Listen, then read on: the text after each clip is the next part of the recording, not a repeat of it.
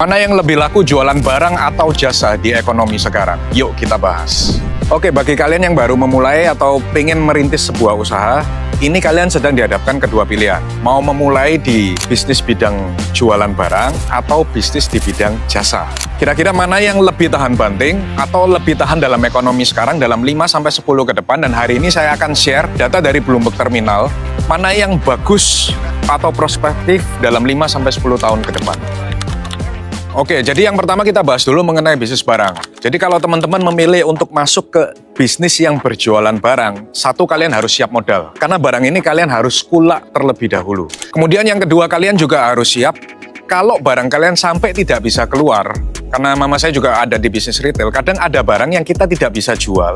Ini akan menjadi stok mati di gudang atau alias duit mati. Nah, kalian harus siap dengan konsekuensi ini. Ini salah satu risk ketika kalian berjualan barang. Kenapa barang ini bisa jadi dead stock dalam bahasa bisnisnya? Pertama, itu biasanya karena ada barang impor yang lebih murah. Sehingga barang yang kita jual harganya kalah. This is the most reasonable. Kadang ketika kita berjualan barang, ada beberapa toko yang marginnya sangat kecil sekali atau mereka main volume sehingga harga kita kalah. Makanya penting ketika kita berjualan barang, biasanya harus ada added value-nya itu apa. Oke, sekarang kita bahas mengenai jasa. Jasa ini sangat mudah untuk dimulai karena kalian nggak butuh untuk stok barang di awal, kalian bisa langsung go ahead with the business.